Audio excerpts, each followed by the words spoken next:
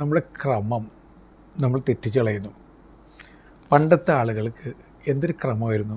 കൃത്യമായി ഉണരും, കൃത്യമായി ഭക്ഷണം കഴിക്കും, കൃത്യമായ വ്യായാമങ്ങളുണ്ട്, കൃത്യമായ ബന്ധങ്ങളുണ്ട്, കൃത്യമായ ഉറങ്ങലുണ്ട്, എല്ലാം കൃത്യം. ശരിയല്ലേ? ഞാനിത് പറയുമ്പോൾ നിങ്ങളുടെ മുന്നിൽ ഒരുപാട് പേരുടെ രൂപം തെളിഞ്ഞു വരും. ഇന്ന് നമുക്ക് ഒരു ക്രമമില്ല. നമ്മൾക്കിപ്പോൾ അറിയാവുന്ന ഒരേ ഒരു ക്രമം അക്രമം എന്ന ക്രമമാണ്. മൊത്തത്തിൽ അക്രമാവസ്ഥയാണ്.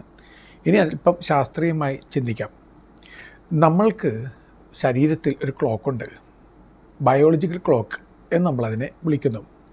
സിർക്കേഡിയൻ റിതം എന്നൊരു റിതമുണ്ട്. അതായത് ശരീരത്തിൻ്റെ ആവശ്യത്തിന് ശരീരത്തിൽ തന്നെ ഒരു ക്രമം രൂപപ്പെടുത്തപ്പെട്ടിട്ടുണ്ട്.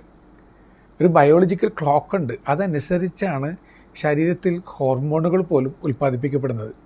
നമ്മളിത് എന്തെങ്കിലും ചിന്തിച്ചിട്ടുണ്ടോ? നിങ്ങൾ ഉണരുമ്പോൾ നിങ്ങളുണ്ടാകുന്ന ഹോർമോണുകൾ ഗ്ലൂക്കോസും കോർട്ടിസോളുമാണ്. അത് നിങ്ങളെ പ്രവർത്തന സജ്ജരാക്കാൻ വേണ്ടിയാണ്. ഉണർവ് തരുന്ന ഹോർമോണുകളാണത്.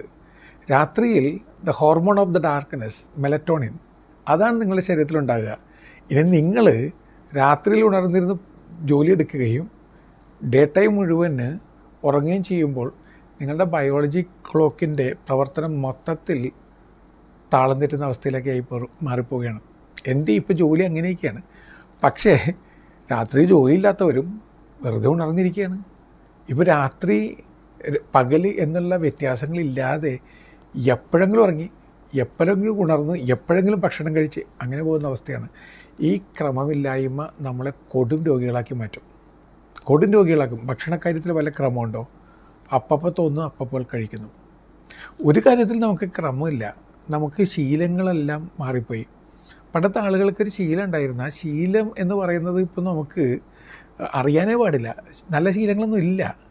ഇനി ദുശീലത്തെ നമ്മൾ ദുശീലം എന്ന് വിളിക്കുന്നില്ല. ക്വയറ്റ് നോർമൽ, ക്വയറ്റ് നാച്ചുറൽ എന്നാണ് പുതിയ തലമുറക്കാരൊക്കെ പറയുന്നത്. എന്ത് ചെയ്താലും താൽക്കാലിക സുഖം തരുന്ന എന്തും ഓക്കെയാണ്. പക്ഷേ താൽക്കാലിക ഭ്രമത്തിൻ്റെയും സുഖത്തിൻ്റെയും പിന്നാലെ മാത്രം നടന്നു കഴിഞ്ഞാൽ നീണ്ടു നിൽക്കുന്ന ദുഃഖം നമ്മൾ വിലക്ക് വാങ്ങുകയാണ് എന്ന തിരിച്ചറിവ് നമുക്കുണ്ടാകണം. ആ തിരിച്ചറിവൊന്നും നമുക്കില്ലാത്തതാണ് നമ്മുടെ ഏറ്റവും വലിയ പ്രശ്നമായി മാറുക.